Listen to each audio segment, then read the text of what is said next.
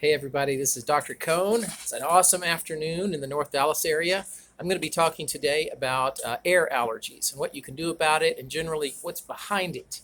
And hope you all are having a great day. If you like this series of informational things that I'm putting out, please subscribe. It helps the channel grow. The channel growing also helps the world grow towards health more because it puts more common sense stuff out there for people to read and listen to instead of just the advertised drugs, drugs, drugs. So please subscribe and help this channel grow. Hope you like this stuff. So let's get into it. So air allergies. In the North Dallas area, it is a big problem. I see phases of people coming in throughout the year of like really heavy, and it gets lighter, and then a little heavy and lighter. It's pretty busy in the late summer, early autumn with ragweed, and in the you would think, oh, wintertime calms down. Yeah, in Alaska when it's ice and snow, but in Dallas, the wintertime becomes quite busy with me helping people with air allergies because of the mountain cedar. So those two things are the heaviest seasons, late summer, early autumn, and then late autumn, winter. But there can be other things going on in the spring and summer as well, various flowers, grasses, and things. So what can you do about it?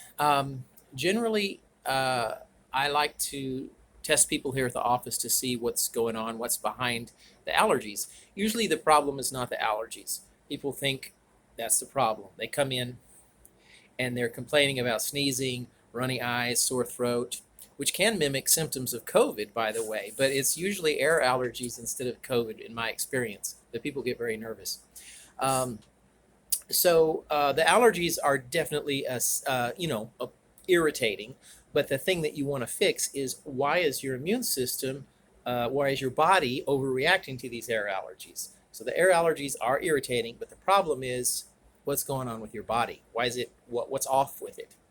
I find that there's two major things, two, that are going on when people have allergy tendencies. They either have some adrenal gland dysfunction or they have some liver dysfunction. So when you find out which one of those is the major culprit and do some nutritional support for it, then people's allergies calm down. So about 1/3 of the time I find it's adrenal gland related, and there's some various products that I can check to see which ones you respond to really well, various adrenal support formulas. I like some of the ones from Standard Process. And sometimes it's just some isolated B vitamins like P5P is really, really helpful. Sometimes vitamin C, vitamin A. Vitamin A seems to get like a little bit of a bad rap if you look online and read about it, but I use vitamin A as one of my main helpers. So I check people to see which ones they respond to with muscle testing, with applied kinesiology. And then people start to say, I'm getting through this allergy season just fine now. So if it's more of a liver tendency, which I find 2/3 of the time, then you find liver support. What type of liver support do you need? Again, I like Standard Process. Livoplex is sometimes used. Again, P5P or the methylfolate can be helpful for liver function. Sometimes a little bit of NAC, N-acetylcysteine. Sometimes elderberry juice is quite helpful. I love elderberry juice. Elderberry juice concentrate from Wildwood Cellars. I had to glance over there because there's my little poster, the Wildwood Cellars poster that I keep in my office. Awesome products, very reasonable priced, no other ingredients. It's just concentrated elderberry juice. A lot of the other elderberry juices you see in stores, they're elderberry syrups with a lot of sugar and other stuff in it. Wildwood Cellars is just elderberry juice, concentrated goodness. So that can help also. There's a horrible side effect to the elderberry juice. It's also antiviral. So, joking there. It's awesome. So it's a food. It's a berry, and it's got some anti-allergy effects, and it's also antiviral, and it's also anti-aging, so antioxidant. So it's good stuff. So what can you do besides doing a little adrenal support or liver support for helping with allergies? Well, there can be some things that are underlying the allergy tendency. If let's say, for example, if you may be under a certain total load of stress to your body. And I check people when they first come in as a patient in my office, and we'll check to see if they have any food. Let's say you come in and you're saying my main thing is air allergies, and I start checking you for food allergies. You may be confused saying, why are you checking me for food allergies? Because a food allergy is going to be tiring out your liver or stressing out your adrenal glands. So what I want to do is lower the total load so that your body starts to be like, these air allergies don't bother me at all. So if you are bothered by milk or wheat or something like that, and we can identify that that is a load on your body, it's an irritant, and then you can avoid it for a while, take some of those bowling balls out of your backpack that you're carrying around every day, you start to feel better. Your liver has less stress because it's having to process allergic foods daily. And then if that's off your shoulders, then the pollen in the air becomes much less irritating. So I try to lower the total load on each person. You may come in saying, just fix my air allergies. But you've got to look to see, is there something, what's going on with the body as a whole? Is there any food allergies that are contributing towards the exhaustion of your liver? Are there any maybe low-grade infections that are contributing towards the exhaustion of your liver or your adrenal glands?